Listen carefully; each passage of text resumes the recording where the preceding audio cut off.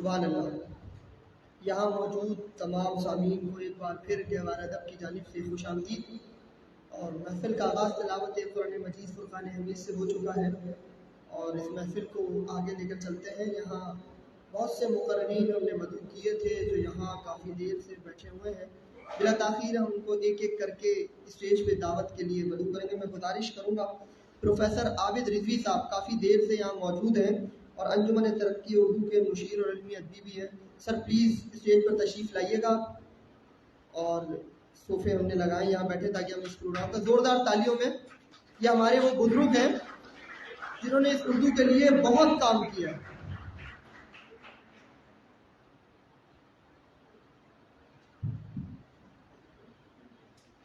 اس کے ساتھ ہی ڈاکٹر فاطمہ حسن صاحبہ سے بھی میں گزارش کروں گا، شاعرہ بھی ہیں، انجمن ترقی اردو کے جس مقام پر آج ہے ان کا بہت بڑا کردار ہے، اس میں زوردار تالیاں بجائیں۔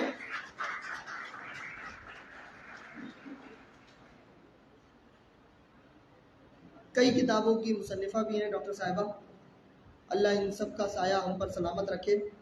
اور اس کے ساتھ ہی ہمارے ہر دل عزیز ڈاکٹر شاداب احسانی صاحب ہمارے اساتذہ بھی ہیں، ہماری جامعہ میں ہمارے ٹیچر بھی رہے ہیں، اللہ ان کا سایہ بھی ہم پر سلامت رکھے۔ اور ان کے تعارف میں تو جتنا کہا جائے اتنا کم ہے، سمجھ نہیں آ رہا شاعر کہیں یا شعبہ اردو کا سابق چیئرمین کہیں، کیا کہیں۔ زوردار تالیوں میں پاکستان کے بڑے بڑے ناموں میں آپ کا شمار ہوتا ہے، اور بہت قیمتی وقت نکال کر یہاں تشریف لائیں، سر ہم آپ کے شکر گزار ہیں۔ اور اس کے ساتھ ہی ہماری جس جگہ پہ آج ہم بیٹھے ہوئے ہیں، اس جگہ کو سجانے کے لیے، آباد کرنے کے لیے بہت بڑا کردار ایک خاتون کا بھی ہے، اور وہ ہیں سابق رکن قومی اسمبلی کیشور زہرا باجی۔ میں آپ سے بھی درخواست کروں گا کیشور باجی تو پلیز اسٹیج پر تشریف لائیں۔ اس ہال کو آباد کرنے کے لیے آپ نے بڑی جدوجہد کی ہے، اللہ آپ کا سایہ سلامت رکھے۔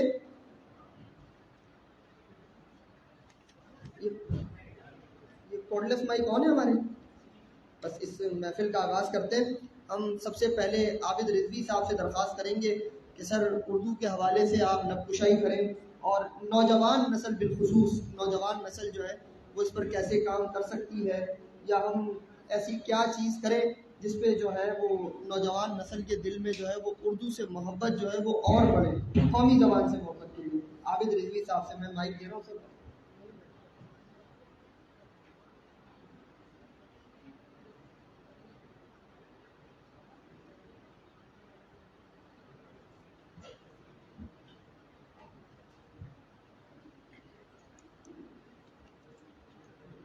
السلام علیکم ورحمۃ اللہ وبرکاتہ۔ میں تمام حاضرین کا جو یہاں موجود ہیں ان سب کا نام بنام تو نہیں، لیکن میں سب کا شکر گزار ہوں وہ یہاں تشریف لائے اردو کی محبت میں۔ ہم سب کی قدر مشترک اردو ہے، اور اردو داغ نے کہا تھا کہ اردو ہے جس کا نام ہم ہی جانتے ہیں، داغ سارے جہاں میں دھوم ہماری زبان کی ہے۔ کبھی مجھ سے کوئی اگر یہ کہتا ہے کہ اردو ایک ایسی زبان ہے جو صفحہ ہستی سے معدوم ہوتی جا رہی ہے، تو میں اس پہ بالکل یقین نہیں کرتا، کیونکہ پہلی بات تو یہ کہ میں سب سے پہلے آپ سب لوگوں کا شکریہ ادا کر دوں، اور اپنی بہن کیشور زہرا کا، احمد سلیم صدیقی بھائی کا، اور ایم کیو کی قیادت کا کہ انہوں نے مجھ فقیر حقیر اور تحقیر کو پروفیسر بھی بنا دیا اور یہاں پہ لا کے خطاب کی دعوت دی، جبکہ یہ منصب میرا ہرگز نہیں ہے کہ میں آپ جیسے اذہان کو مخاطب کروں اور ان سے کچھ کہہ سکوں۔ میں تو اقبال کا یہی شعر پڑھ کے خود کو آزاد کرتا ہوں کہ نغمہ کجا و من کجا، ساز سخن بہانہ ایس، ساز قطار می کشم، سوئے قطار می کشم، ناقے بے زمام را۔ میں ویسی ذہنی پرگندگی کے عالم میں رہتا ہوں اور بہت جم کے تقریر نہیں کر سکتا، نہ مجھے تقریر کا فن آتا ہے۔ یا ہمارے بھائی شاداب احسانی صاحب گفتگو فرمائیں گے، میری دوست اور میری بہت پیاری بہن ڈاکٹر فاطمہ حسن جو کہ ماشاءاللہ بڑی عظیم شاعرہ بھی ہیں اور اردو کے لیے انہوں نے بہت کام کیا ہے، وہ تقریر لکھ کے لائیں گے، وہ بھی تقریر کریں گی۔ میں صرف خالی نوجوان نسل کو یہ بتانا چاہوں گا کہ دیکھو ہمارے ایک بہت پرانے دوست یہاں پہ بیٹھے ہوئے ہیں، فیروز برہان پوری، اس سے بڑا پرانا رشتہ و تعلق ہے मैं नौजवान नस्ल को सिर्फ ये बताना चाहूँगा कि जिस ज़माने में हम लोग छोटे होते थे, तालिब इल्म होते थे इसी कराची में, तो हमारी तालीम के साथ तरबियत भी की जाती थी। हमने तख्ती लिखी थी और उस तख्ती को हम लिखते पोतते भी थे। उसी तख्ती से हमारी पिटाई भी होती रही है, उसी तख्ती से हमने लड़ाई भी की होती थी, उसी तख्ती से हम गेंद बल्ला भी खेलते थे। लेकिन वो तख्ती हमारे जहन के हर हिस्से में मुर्तसिम हो गई। हमारे जो शीन ख्वाब दुरुस्त हुए वो इस वजह से हुए कि हमने बचपने में अपनी तालीम का आगाज़ कुरान शरीफ से किया था। जब हम कुरान शरीफ से आगाज़ करते हैं तो हमें मखारिज अदा करने की भी आदत हो जाती है कि गैन कहाँ से अदा किया जाएगा, जे कैसे बोला जाएगा, जाल कैसे बोली जाएगी, जुआत को सिर्फ हम दुआत ना कहें बल्कि जुआत को जुआत कहें कि अगर ज़बान को दाढ़ के नीचे लगा के खींचा जाए तो ये मखरज उसका वो है, आसानी के लिए नहीं, इसलिए कि दाल अपनी जगह मौजूद है। ये तमाम चीज़ें हमें इसलिए आई थी कि हमने उर्दू जो थी कुरान शरीफ पहले पढ़ा था, उसके बाद कायदा पढ़ा था, उसके बाद में फिर हम दूसरी बुनियादी उलूम की तरफ गए। अब ये हुआ है कि शोरी किस्मत कि इसका पढ़ने का पैटर्न बदल गया है। अब मदरसों को हम अजीब चीज़ें समझने लगे, हालांकि मदरसे जो हैं वो बुनियाद हुआ करते थे तालीम के साथ तरबियत देने के लिए। हमारे असातिज़ा कराम ऐसे होते थे जो कि अपने अमल से, अपने किरदार से, अपनी बातों से हमारे जहन की किरदार साजी करते थे।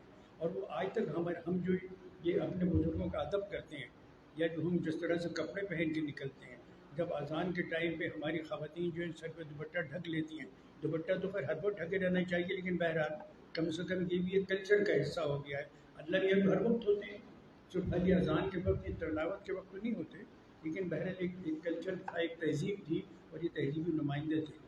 हमारे बच्चों को, हमारे छोटों को इन तमाम चीज़ों को अपने घर से सीख के आना चाहिए। और ये माएँ जो होती हैं, ख़वातीन का इसमें किरदार बहुत बड़ा है। आप देखिए कि माशरे में इस्लाम के आगाज़ में जो किरदार था वो किसका था? ख़वातीन का था। हमारी डॉक्टर यास्मीन ने भी एक जगह तकरीर में कहा था कि इस्लाम की पहली बिजनेस वुमेन जो थी हज़रत खदीजा कुबरा रज़ियल्लाहु अन्हा अलैहा थी। उसके बाद आती कि मुहद्दिसा हज़रत आयशा सिद्दीक़ा थी। उनसे बहुत सारी हदीसें आपके पास आई हैं। करबला का जो काफ़िला लेकर गई थी ज़ैनब हुलिया थी। आप देखिए कि उन्होंने तमाम कहीं किसी मौके पे भी ज़बूर इस्तिदाद का मुकाबला किस तरह से किया कि तमाम ख़ानदान शहीद हो गया, लेकिन उन्होंने बैत यज़ीद की नहीं की। और उसके बाद जो आज हमारे पास जितनी तवारीख़ आई हैं वो हज़रत ज़ैनब के हवाले से आई हैं। उन्होंने ज़ालिम और जाबिर के दरबार में खड़े होकर भी कलमे हक़ बुलंद किया। हमारी तारीख़ बड़ी रोशन है।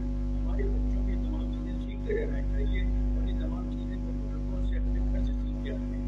मैं एक फिल्म देख रहा था, बुरा पुरपुरी साहब थे, उनके साथ डॉक्टर जगन्नाथ आज़ाद बैठे हुए थे और बहुत सारे नुमाए अदब बैठे थे। उन्होंने कहा कि मीर अनीस ये कहते थे कि जो मैं ज़बान बोलता हूँ ये हमारे घर की ज़बान है, इसीलिए आप मादरी ज़बान पर जोड़ देते हैं कि मादरी ज़बान क्या है, जिसको आजकल मामूली भी कहा जाता है। हमें तमाम ज़बानें अजीज़ हैं। जो भी ज़बान बोलता है तो उसकी ज़बान उसके लिए प्यारी है। उर्दू की किसी से कोई मुखासमत नहीं है, उर्दू का किसी के साथ में कोई मुसालफत नहीं है, उर्दू का किसी के साथ में कोई मुकाबला नहीं है, उर्दू का किसी के साथ में कोई मुनाज़ारा ही नहीं है। बल्कि उर्दू जो कैसी मोहब्बत की ज़बान है, मुझे बड़ा ताज्जुब होता है और हंसी आती है जब मैं ये देखता हूँ कि गवादर से लेकर लट्टी कोटक तक और जनाब दर्रा आदम खेल से लेकर लकी मरवत तक और कराची में जितने हमारे सियासी लीडरान हैं वो सब उर्दू में कलाम कर रहे होते हैं और बदकलामी भी दोनों चीज़ें उर्दू में हो रही होती हैं। तो जो उर्दू इतनी ज़बरदस्त ज़बान है कि रास्ते के लिए उर्दू के बगैर आपका गुजारा नहीं होता, तो फिर आप उर्दू को कौमी ज़बान बनाने में क्यों घबराते हैं? अंजुमन तरक्की उर्दू की गर्ज़ वायदी यही थी जब मुस्लिम ये कायम हुई थी, गर्ज़ वायदी यही थी कि उर्दू की तरक्की की जाएगी। 1948 में जब मौलवी अब्दुल हक कायदतन की दावत पे लब्बैक कहते हुए कराची तशरीफ लाए तो अपने साथ नवादिर और हुकूमती कुतुब का और महफूज़ात से खजाना साथ मिलाए जो उनके हिस्से थी। ज़ाहिर है कि ऐसा वक्त था, बड़े इब्तिदा का ज़माना था, बड़ी मुश्किलात थी, कत्लेआम हो रहे थे, लेकिन वो जान जोखों में डालकर किताबें भी लेकर आए, पेंसिल भी लेकर आए और यहाँ से पाकिस्तान की बुनियाद रखी जिसमें अब हम आज के लिए। और उसमें उनके बाद की जो किताबें थी उनके साथ उनका मकसद यही था कि उर्दू यहाँ का सरकारी ज़बान बनाई जाए। कायदा जब उन्होंने ढाके में तब्दील की थी, हम सब उसका जिक्र तो बड़े फख्र से करते हैं, लेकिन उसके लिए अमली इक़दाम नहीं उठाए जाते। चीफ जस्टिस साहब ने भी कहा कि उर्दू होगी, اور بڑے تعجب کی بات یہ ہے کہ جو حکم نامہ لکھا گیا تھا اردو کے لیے وہ انگریزی زبان میں تھا.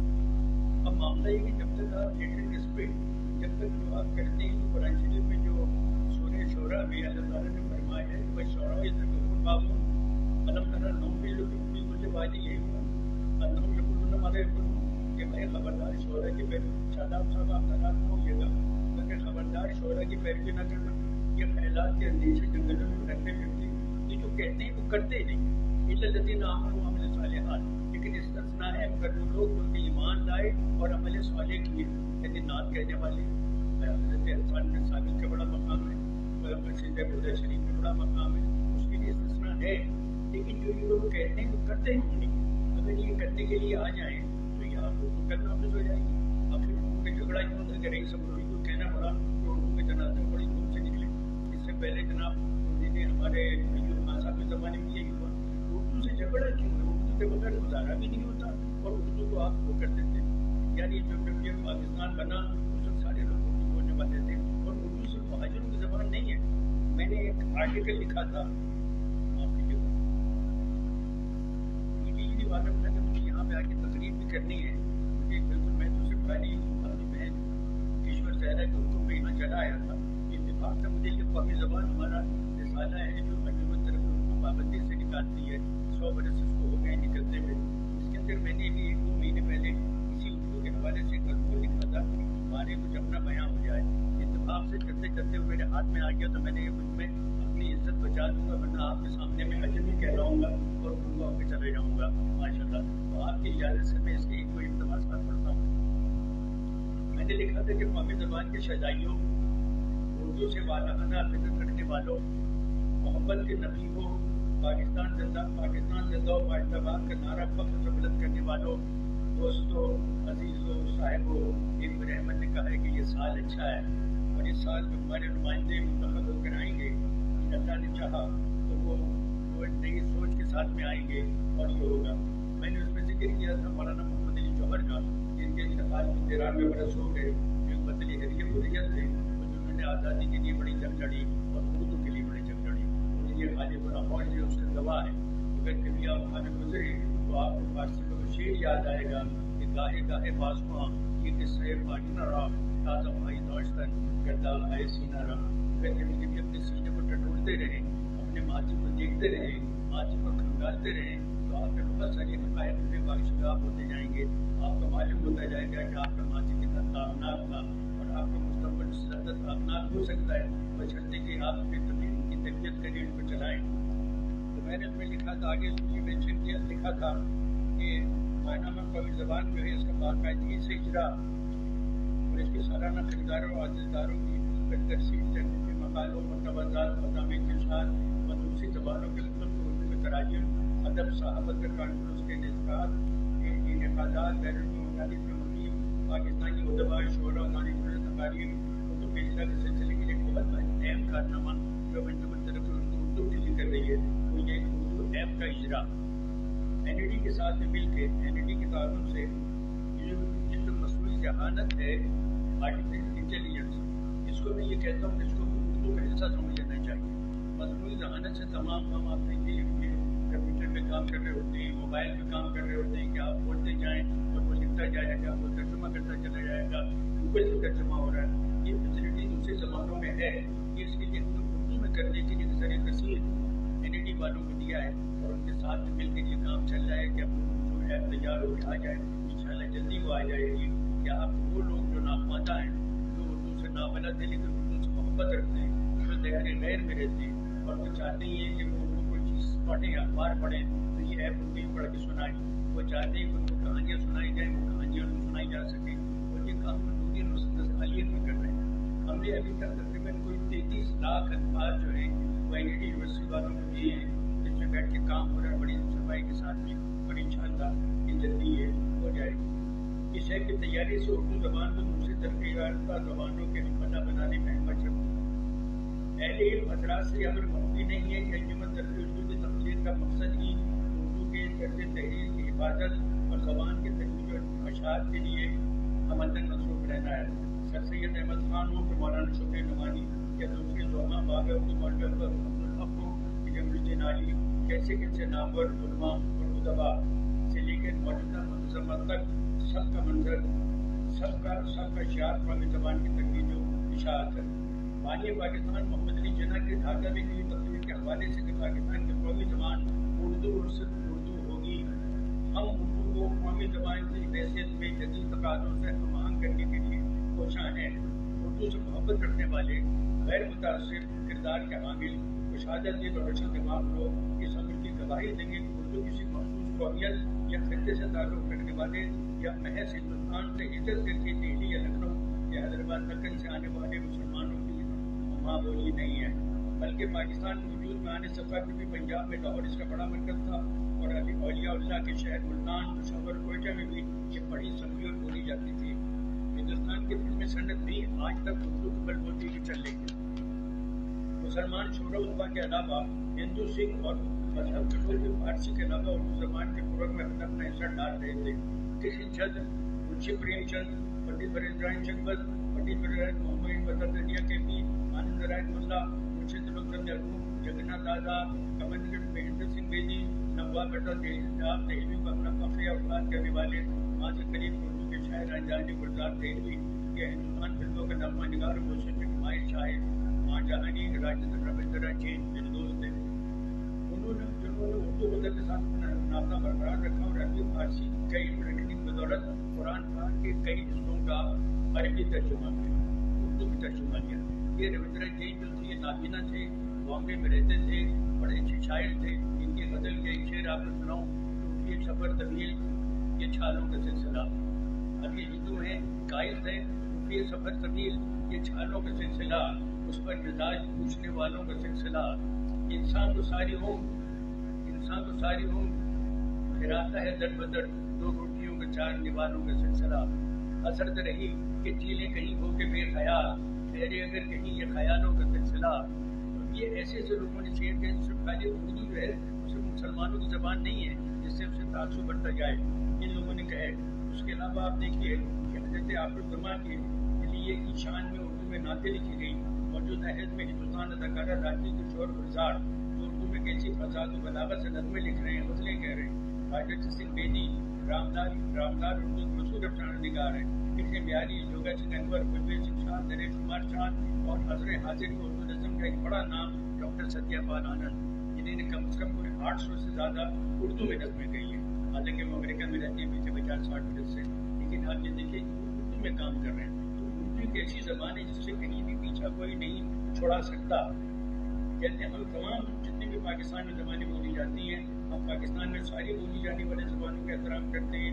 सिंधी, पंजाबी, बलूची, पिट्टू, पुजारी, सराइकी, अस्तूरी, जरमाक, जापान, जहाँ जहाँ भी बोली जाती है वहाँ उर्दू हमारा किस कायम है।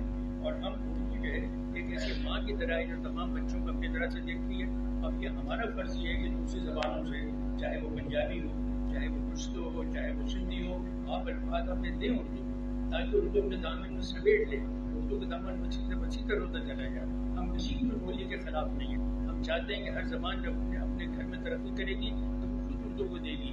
उर्दू के लिए हम सब उर्दू से मोहब्बत करते हैं। और आज जो आप लोगों ने तकरीर मुनक़िद की है, मैं ज़्यादा समझराइशी नहीं करूँगा, आप लोगों की जहनत को तमाम करता हूँ। हम सब उर्दू के लिए और उर्दू की मोहब्बत में हम जिंदा हैं और उर्दू के लिए काम करते रहेंगे। और इंशाअल्लाह ताला जब तक हिंदुस्तान में फिल्में बनती रहेंगी, जब तक मजहबी लिटरेचर रहेगा, उर्दू को कोई ख़तरा ना हो गई किसी ज़बान में लिखी जाए। उसी के लिए हम ये ऐप तैयार कर रहे हैं कि जो लोग जो है उस उर्दू से नाबलद हैं, इस ऐप के जरिए चूँकि रोमन में लिखने के हम खिलाफ हैं कि आप रोमन में लिखते हैं। रोमन किसी ज़बान का नाम नहीं है, आप किसी ज़बान में रोमन नहीं है, सिवाय जो उन्होंने मुस्तफ़ा कमाल ने ड्यूटी के लिए कायम की थी। आप मुझे किसी ज़बान में बता दीजिए कि सिंधी रोमन में लिखी जाती हो, अरबी रोमन में लिखी जाती हो, तो उर्दू में लिखते हैं। या उर्दू से दुश्मनी का सबूत देते हैं। आप सबके तवज्जुहात का बहुत शुक्रिया। अस्सलाम वालेकुम रहमतुल्लाहि व बरकातहू।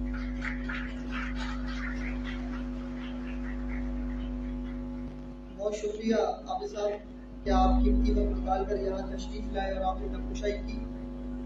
इसके साथ मैं गुजारिश करूँगा कि ईश्वर जहरा बाजी से यहाँ मौजूद है कि वो भी आएँ और नक्कुशाई करें। और उसके साथ ही हमारे बहुत से मौजूदीन ने, बिलखुसूस अरकान राब्ता कमेटी ने हमें یہاں جوائن کیا ہے، انہیں بھی خوش آمدید کہتے ہیں. اور اس کے ساتھ ہی سینیٹر خالد لطیف باجی بھی ہمارے درمیان موجود ہیں، ہم انہیں بھی خوش آمدید کہتے ہیں.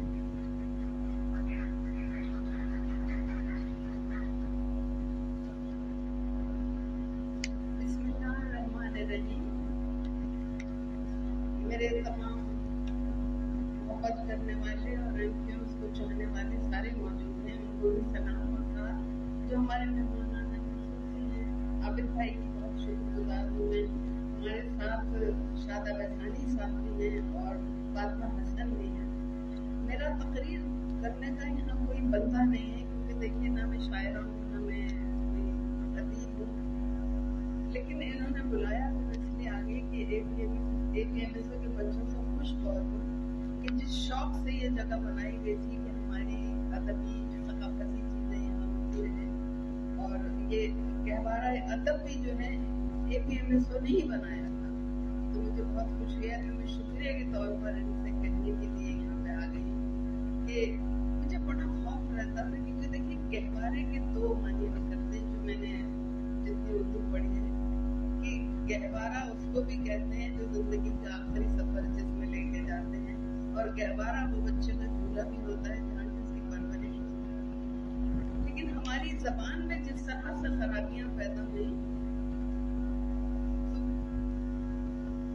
خالد بھائی کو خوش آمدید کہتی ہوں، حالانکہ وہ APMSO والے اچھی طرح سے کہیں گے، لیکن میں خوش آمدید کہتی ہوں خالد بھائی. لیکن میں بڑی خوفزدہ رہتی تھی کہ زبان کے ساتھ جو ہم نے کیا وہ شاید کچھ بہت اچھا نہیں تھا. تو آج گہوارہ ادب کے نوجوانوں سے بڑی امید ہے وابستہ کر لیے کہ اس زبان کی حفاظت ضرور کریں گے. گہوارہ اس لیے مجھے نظر آتا تھا سمجھ میں کہ اردو جس طرف لے جا رہے تھے تو لگتا تھا جیسے اردو کا جنازہ نکال رہے ہیں. لیکن میرا خیال ہے یہ بچے آج پھر کمر باندھ کے کھڑے ہوئے تو جنازہ نہیں نکلے گا. اس کی تشکیل اسی طرح سے ہوگی جس کی کہ یہ زبان اوتار ہے. اس کی لطافت، اس کی خوبصورتی، اس کی ادائیگی، یہ ساری میرے خیال ہے کہ دنیا میں سب سے اچھی زبان کی شستگی اور وہ اسی زبان میں پائی جاتی ہے. تو بس میں کیونکہ انہوں نے بلا لیا تو میں چند اشعار آپ کو سنا دوں اسی زبان کے حوالے سے. چمک رہی ہے پروں میں قرآن کی خوشبو، چمک رہی ہے پروں میں قرآن کی خوشبو، بلا رہی ہے بہت آسمان کی خوشبو،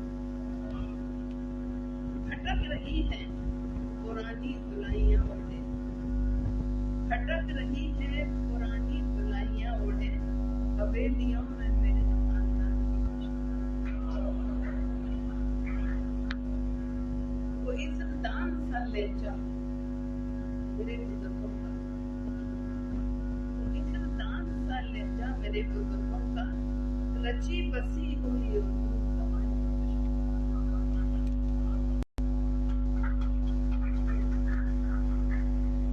بہت شکریہ. اور اس کے ساتھ ہی ہمیں جوائن کیا ہے، دنیا انہیں MQ کے سربراہ کے نام سے جانتی ہے، لیکن ہمیں یہ بتاتے ہوئے بڑی خوشی ہوتی ہے اور فخر محسوس کرتے ہیں کہ سابقہ چیئرمین آل پاکستان مہاجر اسٹوڈنٹ آرگنائزیشن جناب ڈاکٹر خالد محمود صدیقی بھائی ہمارے درمیان موجود ہیں.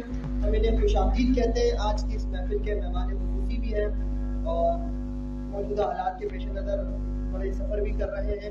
تو سر ہم ایک بار پھر آپ کے شکر گزار ہیں خالد بھائی، اتنے قیمتی وقت سے آپ وقت نکال کر لے کر آئے. اس محفل کو آگے لے کر چلتے ہیں.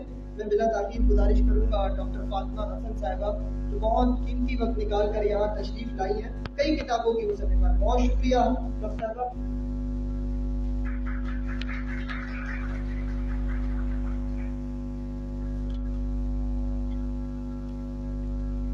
جناب خالد محمود صدیقی صاحب، محترم عابد صاحب، ڈاکٹر شاداب احسانی اور ہماری بہن ایشور زہرا صاحبہ، ہال میں موجود سارے معزز سامعین، اردو زبان پر منعقدہ اس کانفرنس میں مدعو کرنے پر میں گہوارہ ادب کا شکریہ ادا کرتی ہوں اور دو باتیں یہاں واضح کرنا چاہتی ہوں. کہ جو گفتگو میں کرنے والی ہوں وہ ایک محقق اور مصنف کی ہے، جس کا تعلق سماجی، سیاسی، جغرافیائی، صنفی غرض ہر تاریخ سے ہوتا ہے، کیونکہ ادبی وہ ہے ذریعہ ہے جو اپنے عہد کے حالات کو صرف ظاہری نہیں بلکہ باطن کی نگاہ سے بھی دیکھ رہا ہوتا ہے اور اسے اپنی داخلی سچائی کے ساتھ لکھتا ہے، کسی مصلحت یا سمجھوتے کے زیر اثر نہیں۔ یہ وضاحت مجھے اس لیے کرنی پڑی ہے کہ استعماری قوتوں نے ابتدائی سے اردو زبان کو متنازع بنا کر بر صغیر میں اپنے مضمون مقاصد نہ صرف حاصل کیے بلکہ اس وقت بھی ان کی ریاکاریوں کے پنجے ہمارے سماج میں گڑے ہوئے ہیں، اور جب بھی چاہتے ہیں لسانی تعصب کو ہوا دے کر انتشار پیدا کر دیتے ہیں۔ انہوں نے بیانیے کا ایک ایسا اوزار ایجاد کیا ہے جو کسی مہلک ہتھیار سے کم خطرناک نہیں۔ تو آج میں اردو زبان کو اور بر صغیر میں بسنے والوں کو انتشار اور تفریح میں مبتلا کر کے اس کی جغرافیہ بدلنے کی تاریخ پر روشنی ڈالوں گی۔ باقی یہاں سب سمجھدار لوگ ہیں، سارے حقائق دستاویز کی صورت میں موجود ہیں، ان کو دیکھیے اور اپنے حالات کا ان کے تناظر میں ادراک کیجیے۔ ہم سب جانتے ہیں کہ اردو زبان بر صغیر میں عوامی رابطے کی زبان کے طور پر پیدا ہوئی تھی اور ان صوفیوں اور شاعروں کی تخلیقات میں پروان چڑھی جن کا پیغام صرف محبت تھا۔ جبکہ بر صغیر میں درباروں کی زبان فارسی تھی، انگریزوں نے 1837 عیسوی میں انگریزی کے ساتھ اردو کو دوسری سرکاری زبان قرار کا درجہ دے کر ایک طرف تو اردو اور ہندی کا تنازع پیدا کیا تو دوسری طرف خطے کی ثقافت میں جس پر فارسی تہذیب کے گہرے اثرات تھے رکاوٹ پیدا کر دی۔ زبان ہی تو ثقافت کا مظہر ہوتی ہے۔ اس میں شک نہیں کہ بر صغیر کے عوام نے فارسی کی روایت کے ساتھ ساتھ اپنے خطے کی ثقافت کو بھی پروان چڑھایا۔ بقول پروفیسر قرار حسین 1000 سال میں ایک تہذیب اور ثقافت جو اردو زبان کی تھی اس پر ایک رات میں خط تنظیم دے دیا گیا۔ یہ ایک رات اتنی جلدی نہیں آئی تھی، اس کے لیے بھی سازشوں کا ایک دور ہماری تاریخ میں رقم ہے۔ جب انگریزوں نے ہندی کو سرکاری زبان بنانے کی سازش کی اور لارڈ میکالے کی دوہری پالیسی اور ہندوؤں کے اردو مخالف رویے کو دیکھا گیا تو سر سید احمد خان پر یہ بات واضح ہو گئی تھی کہ ہندو مسلم نفاق جو زبان کے تنازع نے پیدا کیا ہے وہ بڑھتا جائے گا۔ سر سید نے اسی حوالے سے متعدد خطوط اور مضامین لکھے۔ انہوں نے بہت واضح انداز میں بتا دیا کہ دونوں قومیں کسی کام میں دل سے شریک نہیں ہو سکیں گی۔ اب تو بہت کم ہے، آگے ان لوگوں کی سبب جو تعلیم یافتہ کہلاتے ہیں یہ فاصلہ بڑھتا نظر آتا ہے، جو زندہ رہے گا وہ دیکھے گا۔ یہ سر سید کے الفاظ ہیں، اور واقعی سر سید کے انتقال کے 2 برس بعد صوبہ متحدہ کے گورنر میکڈونلڈ نے عدالتوں میں ہندی رائج کرنے کا فیصلہ کیا، جس کے رد عمل میں ہی اردو ڈیفنس سینٹرل کمیٹی قائم کی گئی، جسے اردو ڈیفنس ایسوسی ایشن کا نام دیا گیا، جو مجلس تحفظ اردو کے نام سے مشہور ہوئی۔ یہی 2 قومی نظریے کی بنیاد تھی، اور ہم سب جانتے ہیں کہ پاکستان کی بنیاد اسی 2 قومی نظریے پہ رکھی ہوئی ہے۔ علامہ اقبال نے 29 دسمبر 1930 کو الہ آباد میں منعقدہ اجلاس میں جو خطبہ دیا تھا، جسے خطبہ الہ آباد کہا جاتا ہے، وہ تقریری قیام پاکستان کی فکری بنیاد بنی اور اس سیاسی تصور کے 10 سال بعد یعنی 1940 میں قرارداد لاہور کی صورت میں منظور کی گئی، جسے قرارداد پاکستان بھی کہا جاتا ہے۔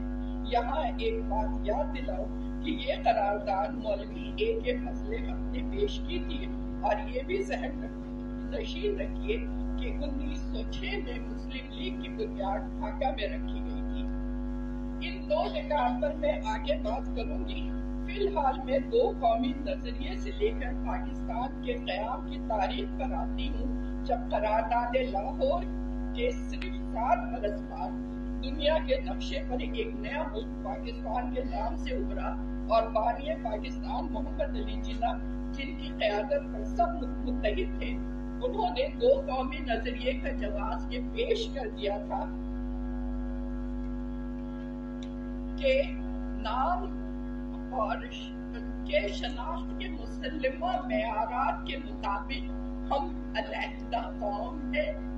ये मुसल्लमा मेयारात क्या थे, जिसमें उर्दू ज़बान भी शामिल है। ममलकत पाकिस्तान के क़याम का सवाल बरे अजीम के मुसलमानों की कौमी शनाख्त के सवाल से पैदा हुआ था।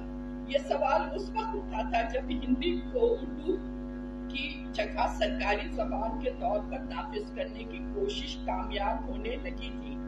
इन साजिशों ही की बिना पर सर सैयद अहमद खान ने अंदाजा लगा लिया था कि जबान के तनाज़े पर हिंदुस्तान में मुसलमानों और हिंदुओं के दरमियान फासला बढ़ता चला जाएगा।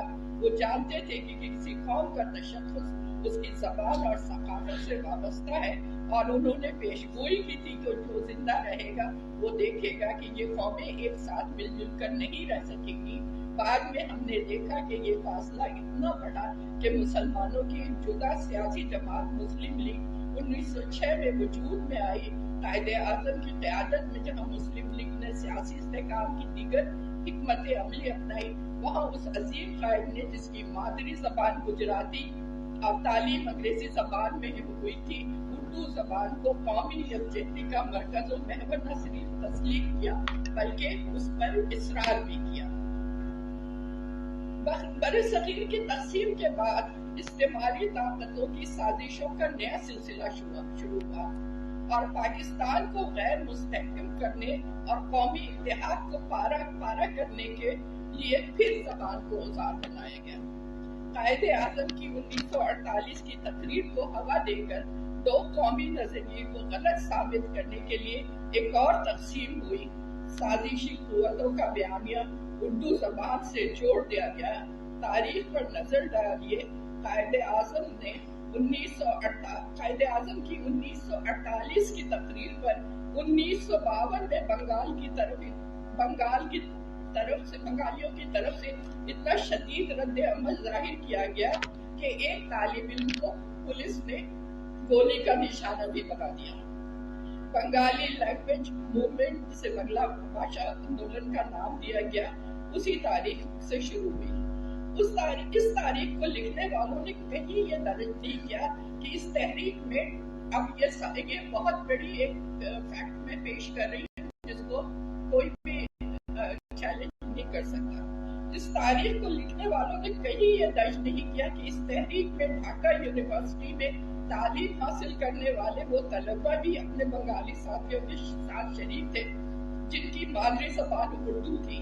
आपको हैरत हुई होगी, अब मैं एक नाम बताती हूँ, गूगल पर जाकर बैरिस्टर सैयद इश्तियाक अहमद पढ़ लीजिए, उनका जाए पैदाइश भी देख लीजिए। बैरिस्टर इश्तियाक अहमद जो गाजीपुर में पैदा हुए थे, इस तहरीक में शरीक थे, गिरफ्तार हुए थे, और ये वही बैरिस्टर इश्तियाक अहमद हैं जिन्हें शेख मुजीब ने पाकिस्तान से रिहाई के बाद बांग्लादेश में अटॉर्नी जनरल मुकर्रर किया था।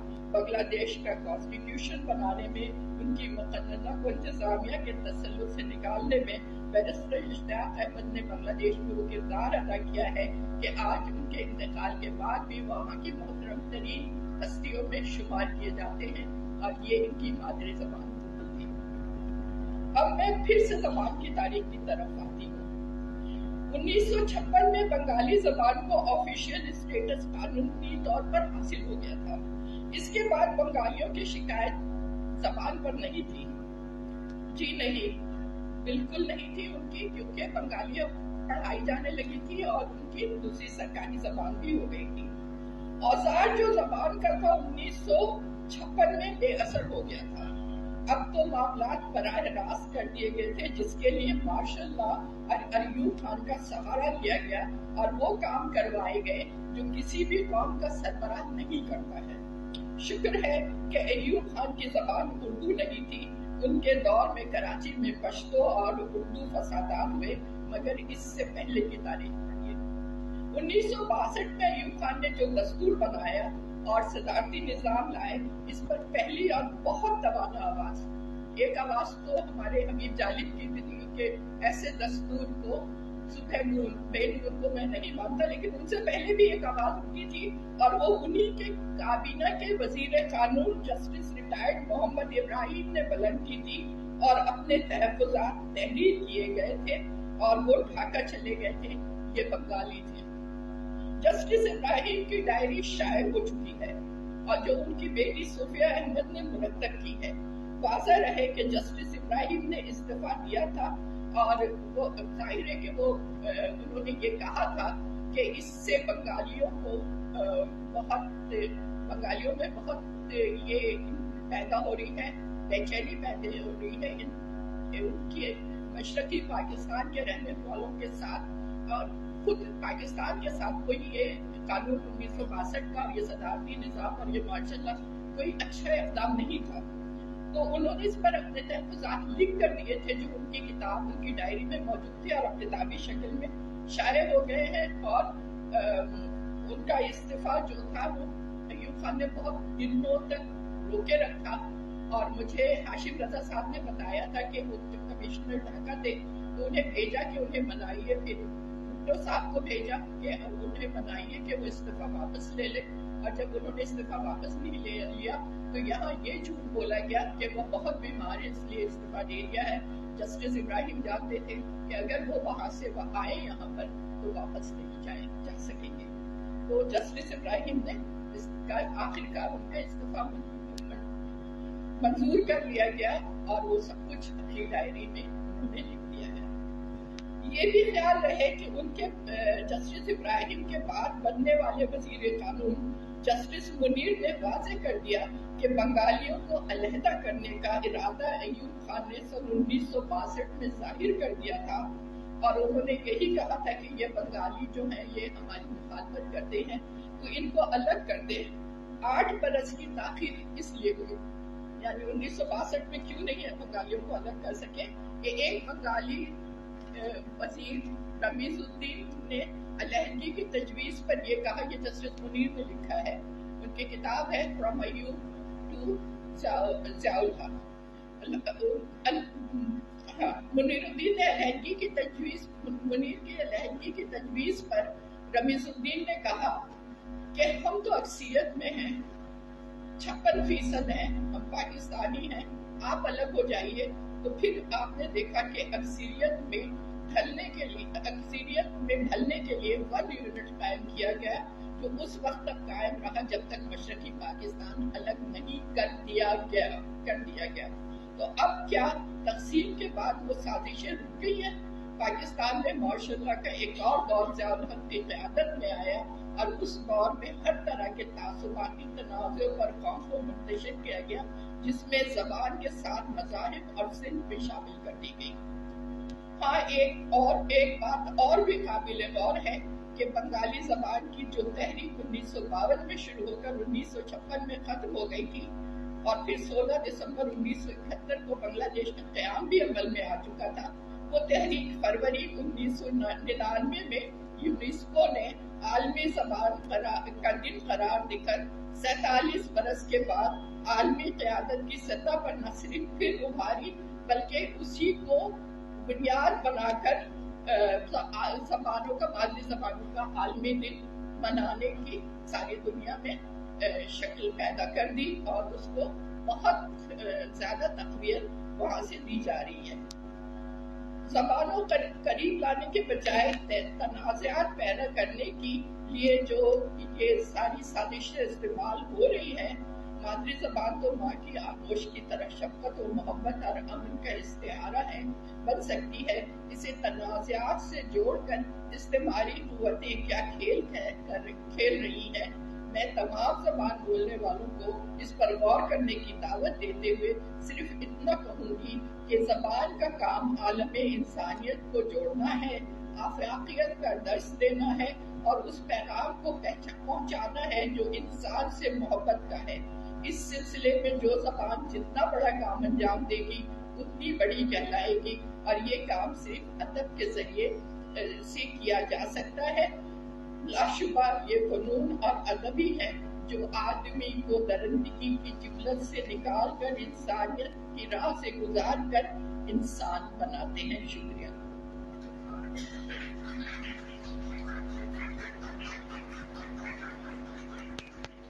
بہت شکریہ۔ تاریخ کے ان برقوں کا تذکرہ کر رہی تھی جن سے ہم سب کو آشنا ہونا بہت ضروری تھا۔ بہت شکریہ۔ اس کے ساتھ ہی میں گزارش کروں گا ڈاکٹر شاداب احسانی سے، اور ان کا سب سے بڑا تعارف یہ ہے کہ پاکستان میں پاکستانی بیانیے کو متعارف کرنے والے یہ انسان ہیں اور استاد ہیں، اور ہم نے ہمیشہ خالد بھائی سے یہ سنا ہے کہ باپ وہ ہوتا ہے جو آسمان سے زمین پر لاتا ہے، استاد وہ ہوتا ہے جو دوبارہ زمین سے آسمان پر لے کر جاتا ہے۔ بہت ساری تالیوں میں ڈاکٹر شاداب احسانی صاحب۔ بھائی خالد محمود صدیقی، حامد رضوی صاحب، ہماری فاطمہ حسن صاحبہ، رشوت زہرا صاحبہ اور خالدہ عتیق سینیٹر اور حاضرین گرامی السلام۔ میں نے یہ ابھی بات کرنے سے قبل پوچھا بھائی خالد محمود سے کہ بھائی کوئی ٹائم بتا دیجیے، کہ ہم تو آپ ہی کو سننے کو آئے۔ یعنی اب معاملہ یہ ہے کہ میں یہاں سے آغاز کروں گا کہ کسی بھی ملک یا کسی بھی خطے میں مرکزی زبان سے تعصب شروع کر دیا جائے تو وہ خطہ کبھی بھی قوم نہیں بن سکتا۔ ہم نے اردو کو شروع سے رابطے کی زبان، بھائی رابطے کی زبان تو پیدا ہوتی ہے مر جاتی ہے، یہ کیسی رابطے کی زبان ہے کہ مری نہیں گئی؟ دوسرے یہ کہ یہ قومی زبان جب پارٹیشن ہوا تو کہا گیا، لیکن اس سے قبل یہ سینٹرل لینگویج تھی، مرکزی زبان تھی، اور اگر یہ مرکزی زبان نہ ہوتی تو کرم چند موہن گاندھی کبھی نہ کہتا کہ اس کا نام ہندوستانی رکھ لو، ہمیں قبول ہے۔ پھر یہ جو ابھی بنگلہ دیش کے حوالے سے بات ہو رہی تھی اس کی بھی میں وضاحت کرتا چلوں گا۔ جب مسلم لیگ بنی ہے یہ 1906 ہے، اور اس کا اجلاس کی جو مرکزی زبان ہے وہ بھی اردو ہے، بنگالی نہیں ہے۔ سلیم اللہ خان کے گھر میں جو اجلاس ہو رہا ہے اردو میں اجلاس۔ اچھا اس کی لاجک کیا ہے وہ بھی میں بتا دیتا ہوں۔ یہ جو ہے 1862 ہے۔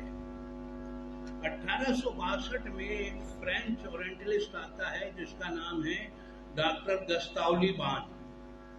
لیبان نے 560 زبانوں کا ایک جائزہ پیش کیا۔ 560 زبانیں ہندوستان میں اس وقت بولی جا رہی تھی، اور اس میں سب سے زیادہ بولنے والے جو لوگ تھے 8 کروڑ 25 لاکھ وہ اردو بولنے والے تھے، سب سے زیادہ 8 کروڑ 25 لاکھ۔ اس کے بعد 3 کروڑ 90 لاکھ جو تھے وہ بنگالی بولنے والے تھے، یعنی 50% بھی بنگالی نہیں بن رہے تھے۔ اور پھر اگر میں یہ کہوں کہ سندھی اور ہندی کے بھی اعداد و شمار ہیں تو 40 لاکھ سندھی بولنے والے تھے اور 30 لاکھ ہندی بولنے والے تھے۔ تو اب آپ یہ سمجھ لیجئے کہ ہندوستان پورا جو تھا اردو پر کھڑا ہوا تھا، اور یہ سب ہم کہتے ہیں یہ تو 60 کی دہائی کے بعد سے قصہ شروع ہوا کہ جہاں سے اردو رسم الخط کو دیوناگری رسم الخط میں تبدیل کر دیا گیا، اور ہم ایسے احمق لوگ تھے کہ وہاں پر دیوناگری رسم الخط کو تبدیل کیا جا رہا تھا، اور ہمارے ہاں 7 زبانوں کو اس زبان کے سامنے کھڑا کر دیا تھا۔ 7 جو زبانیں ہیں، ابھی جیسے مادری زبان کی بات کی انہوں نے، میں آپ کو اپنا وضع کردہ ایک کلیہ بتاتا ہوں، اور وہ کلیہ جو ہے وہ ساری زبانیں جو سینٹرل لینگویج ہیں سب جگہ وہ اس پر اطلاق ہو سکتا ہے۔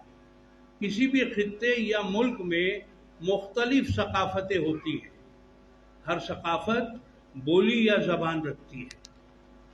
جب یہ مختلف ثقافتیں آپس میں قریب آنا چاہتی ہیں تو مرکزی زبان کا جنم ہو جاتا ہے، اور جب وہ مرکزی زبان کا جنم ہو جائے تو وہ خطہ قوم بننے کے امکان کی طرف آ جاتا ہے، اور جب وہ قوم بننے کے امکان کی طرف آ جاتا ہے تو وہ جتنی بھی ثقافتیں ہیں، بلے شاہ ہو گئے، یہ جتنے بھی آپ لگا لیں، خوشحال ہو گئے، یہ سارے، یہ سب کو مرکزی دھارے میں شامل کرنے کا جو کی ذمہ داری ہوتی ہے وہ مرکزی زبان کی ہو جاتی ہے۔ بعد ازاں جب وہ مرکزی زبان اقتدار کی زبان ہو جائے تو روزگار کی بھی ہو جاتی ہے۔ اس کے بعد جا کر کہیں ایلیٹ کلاس ٹوٹتی ہے۔ ایلیٹ کلاس کا ٹوٹنا کیا ہے؟ رول آف لا کے نیچے آ جاتی ہے ایلیٹ کلاس، جب جا کے ٹوٹتی ہے۔ تو اب اردو اس پیمانے پر میں دیکھتا ہوں تو معلوم فرانسیسی کو دیکھتا ہوں، فرانسیسی سینٹرل لینگویج ہے، لیکن اطراف میں اور لینگویجز ثقافتی زبانیں بولی جا رہی ہیں۔ یعنی پرتگیز کو دیکھتا ہوں تو پرتگالی میں بھی یہی ہے، آپ کا ڈچ میں بھی یہی ہے، لیٹن میں بھی یہی ہے۔ اچھا یہ ہے کیا مسئلہ؟ مسئلہ یہ ہے کہ جب ایسٹ انڈیا کمپنی جو 1600 میں تھی، اور جب بھی لیٹن کا عمل دخل تھا، پہلا کام رائل سوسائٹی آف لندن سے جب شروع ہوا ان کا، تو 1687 میں جو کتاب چھپی پرنسپیا آف میتھمیٹکا، وہ آئزک نیوٹن کی کتاب بھی لیٹن میں تھی۔ اور اب آپ دیکھیے کہ کس طرح چیزیں ہوتی ہیں۔ یہ جو مارٹن لوتھر کنگ تھا، جس نے 1517 میں وٹنبرگ کے کلیسا یعنی جرمنی میں سوالات چسپاں کیے تھے، اس کی تحریک جو ہے وہ سوچنے سمجھنے پر چل پڑی تھی، اور وہ جو جرمن ٹرائبز تھے وہ UK میں مستحکم ہونے لگے تھے، اور اسی استحکام کے نتیجے میں انگریزی جو تھی وہ وہاں کی زبان قرار پائی، اور جب وہ زبان قرار پائی تو اس کا مطلب کیا ہوا؟ UK بھی پروٹیسٹنٹ ہو گیا۔ جرمنی کے 200 صوبے تھے ایک زمانے میں۔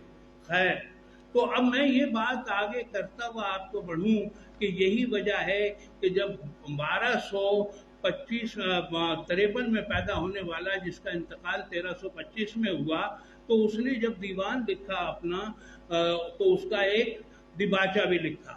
اس دیباچے کا نام تھا غرۃ الکمال۔ یہ غرۃ الکمال کا جو معاملہ ہے وہ امیر خسرو ہیں۔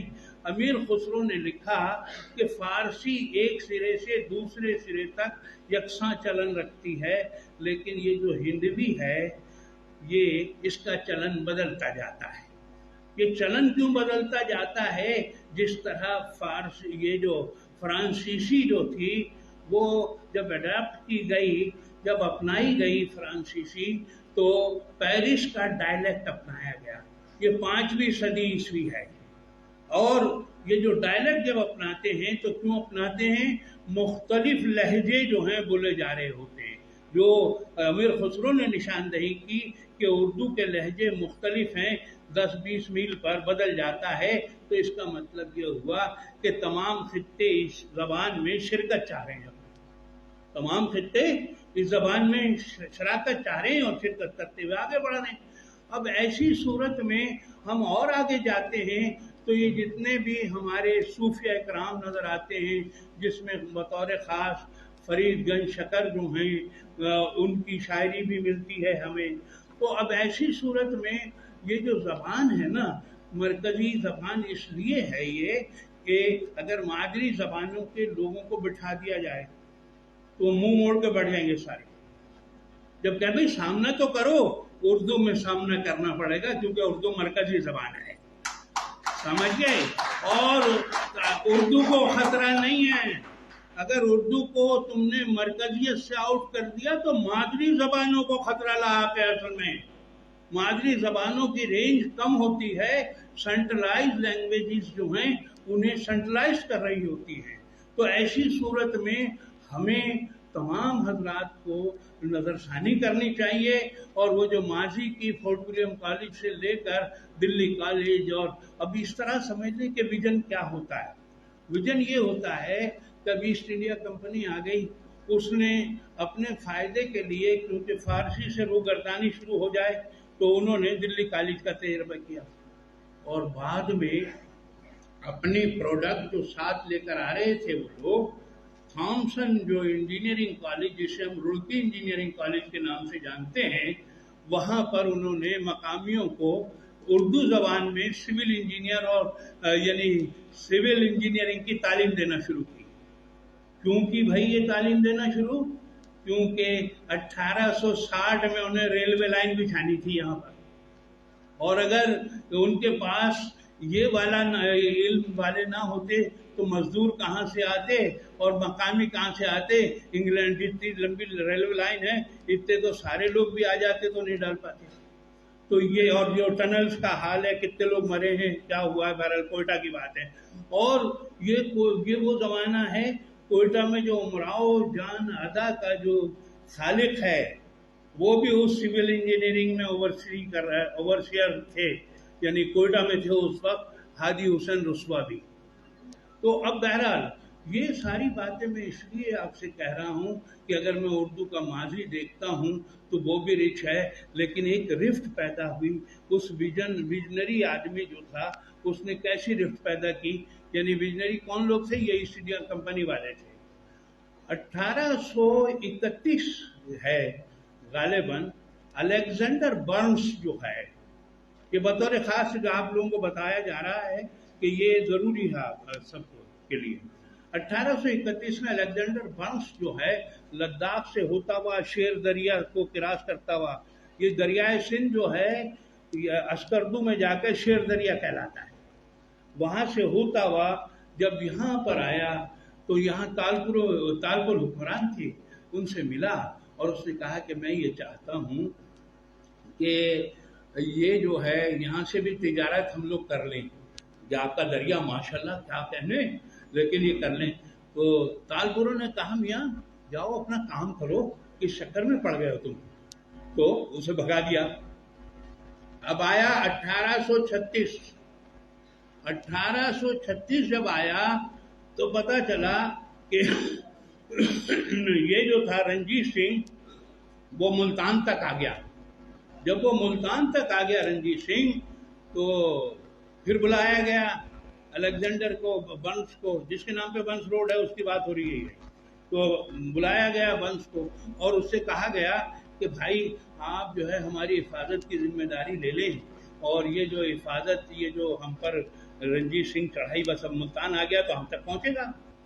अच्छा, ये बात बिल्कुल उसी तरह की है कि जिस तरह अवध में बक्सर की लड़ाई के बाद शुजाउद्दौला ने कहा था कि खुदा के वास्ते आप जो है, हम कुछ नहीं कह रहे आपको, आप हमारी हिफाजत की जिम्मेदारी ले लें।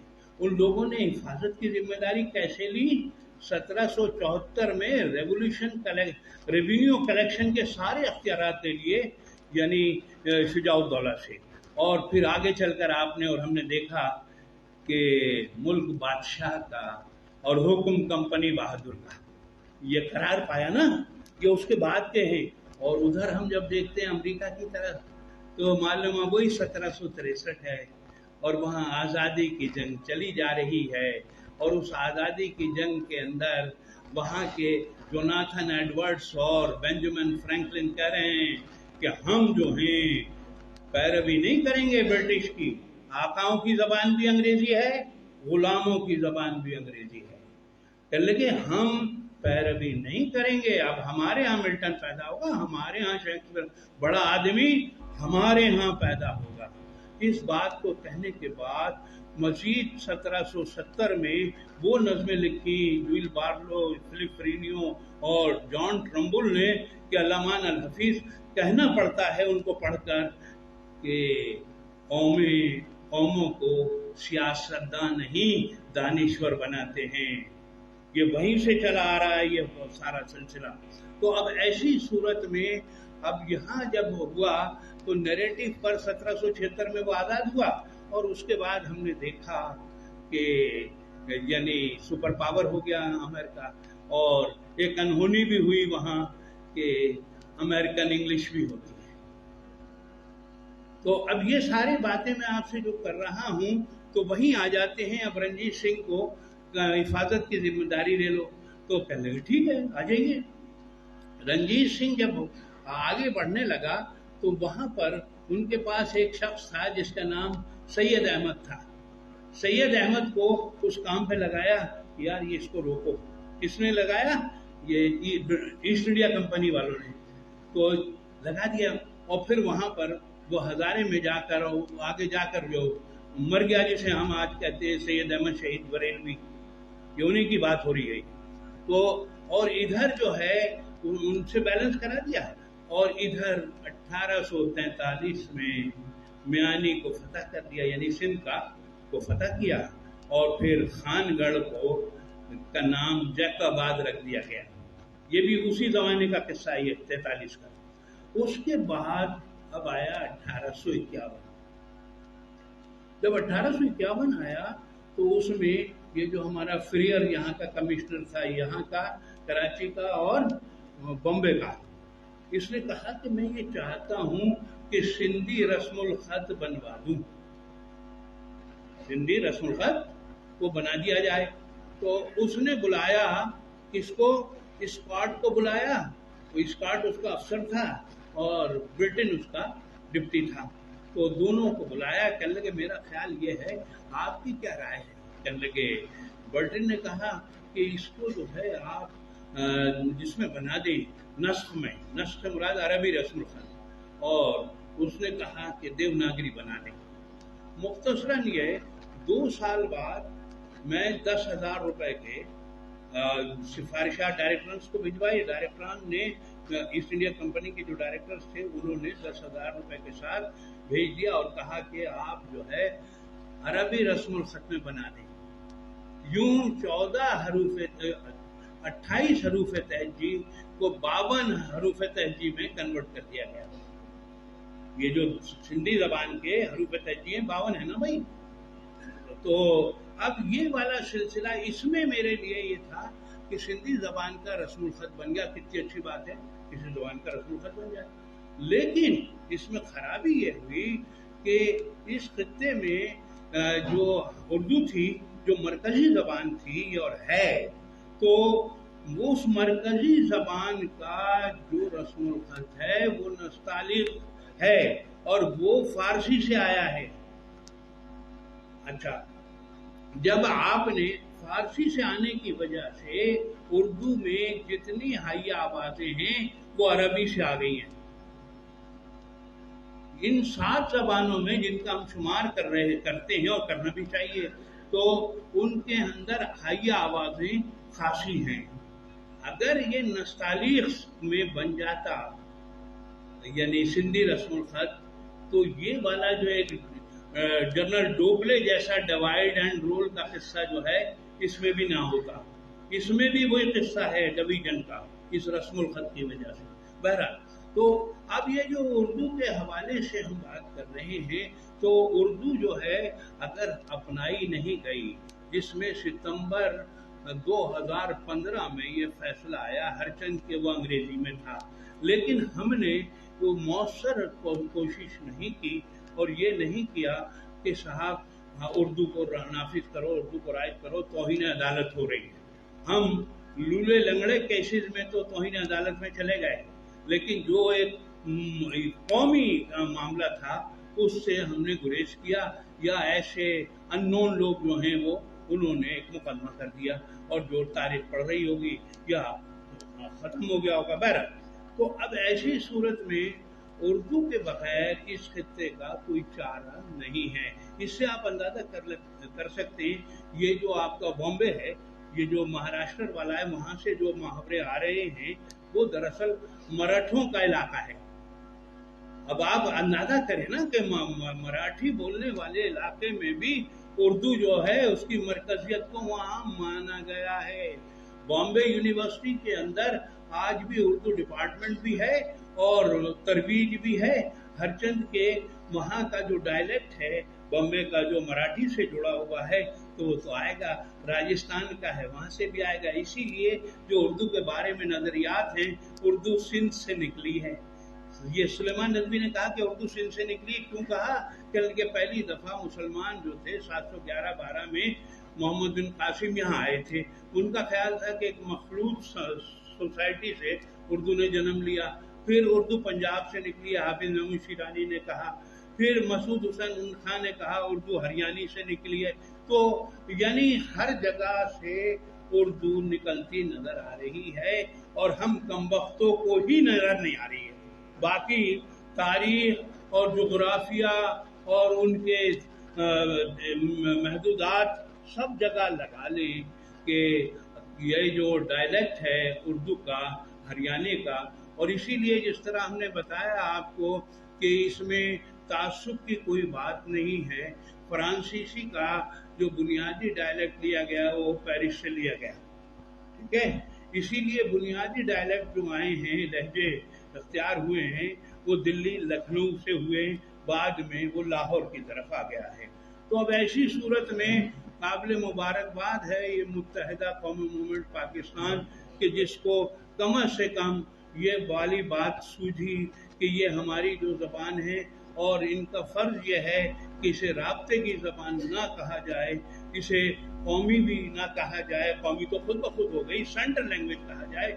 और वो जो सेंट्रल लैंग्वेजेस हैं, अंग्रेज़ी, मतलब यूनानी, अंग्रेज़ी, इटालियन, यानी डच, ये जितनी ज़बानें, मरकज़ी ज़बानें, अंग्रेज़ी भी, तो इनको उनके साथ जोड़कर देखना चाहिए।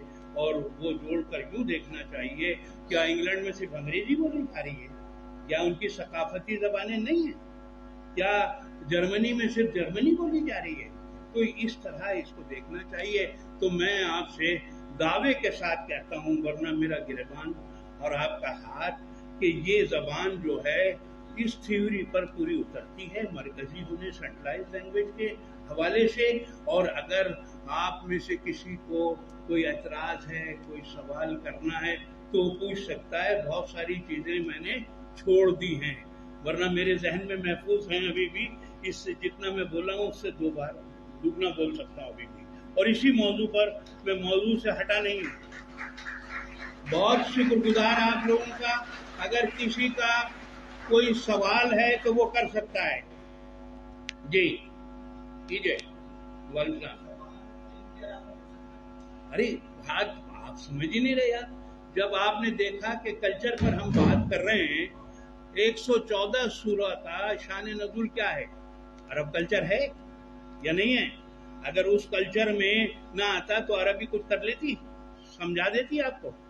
तो इसका मतलब ये हुआ आपके कल्चर से जुड़ी हुई मरकजी ज़बान उर्दू है। अगर इस खित्ते में उर्दू के जरिए आप इल्म को फरोग देंगे तो जल्दी समझ में आएगा। और यही वजह है, अगर ये ऐसा ना होता तो 1876 में नोटिफिकेशन जारी नहीं होता कि बलूचिस्तान की सरकारी ज़बान उर्दू होगी। और जब 77 में इम्प्लीमेंट हुआ तो क्योंकि बलूचिस्तान में सबसे ज़्यादा ज़बानें बोली जाती थी, वो उर्दू के जरिए करीब आए, वरना बलूचिस्तान तो आज और भी पसमानदा होता। ये जिस तरह आप बात कर रहे हैं, नेग्लेक्ट हो चुका होता। और ये जो आप खैरपुर है, सबसे महज़िब इलाका है आपका, यानी सिंध का। अगर खैरपुर वालों से बात करेंगे तो आपको लगेगा कि भाई ये तो बहुत महज़ब लोग हैं। तो क्यों हैं? क्योंकि 20वीं सदी के अवाइल में उस रियासत की सरकारी ज़बान उर्दू थी। जी अच्छा, हमने तो सारी चीज़ों को यानी भुला भी दिया है, और अब हम वो लोग डिफेंड करने लगे इन चीज़ों को जिन्हें कुछ भी पता नहीं है। और ज़रा जब जिन्हें पता ना हो तो वो अगर बात करते हैं और ये सब करते हैं तो वो सारे का सारा उर्दू के खिलाफ जाता है। और हम ये कहते हैं कि यार ये मुखालिफ हो गए। अरे भाई, जैसी बातें उन तक पहुंच रही हैं तो वैसे लोग होते जा रहे हैं। अगर वो जो सही मालूमात, सही चीज़ें पहुंचेंगी तो उर्दू से मोहब्बत तो किए बगैर चारे ही नहीं है। एक मोहब्बत होती है नागुजीर, एक मोहब्बत होती है शौक से। हमने जो है उस जमाने में 1862 का जो कजिया लेकर बैठा है तो वो शौक वाली मोहब्बत थी। अब मजबूरी है कि उर्दू के बगैर काम नहीं चलता। कहने लगे कि अकबर बुकटी कहने लगे कि मैं आइंदा उर्दू में बात नहीं करूंगा। ये बात भी उन्होंने उर्दू में कही थी। तो अब आप खुद अंदाजा कर सकते हैं। ठीक है बेटा, और कोई बात? देखिए, अगर जो नुमाइंदगी करते हैं जिसकी भी, अगर वो मजबूत नहीं है, उन्हें चाहिए कि जो नुमाइंदगी करने वाले हैं उर्दू के बारे में ज्यादा से ज्यादा पढ़ें, ज्यादा से ज्यादा समझें और ऐसे नुमाइंदे हो जाएं जैसे सर सैयद थे, जैसे आजाद थे, जैसे ये सारे बड़े लोग थे। ऐसे हो जाएं तो बात खत्म हो गई। फिर क्या रहता है? अच्छा, अब हम जैसे नुमाइंदे हैं, आता जाता कुछ नहीं है, तो हमारा बोलना मजीद नुकसान पहुंचा रहा है जबान को। ठीक है भाई, और कोई तो नहीं है? चले, ओके, बहुत शुक्रिया। जी जी बोले। हाँ बोले, क्या करें? क्या? हाँ, CSS का इम्तिहान जो 100 नंबर का कर दिया गया पर्चा, पहले 200 नंबर का था वो। हैं?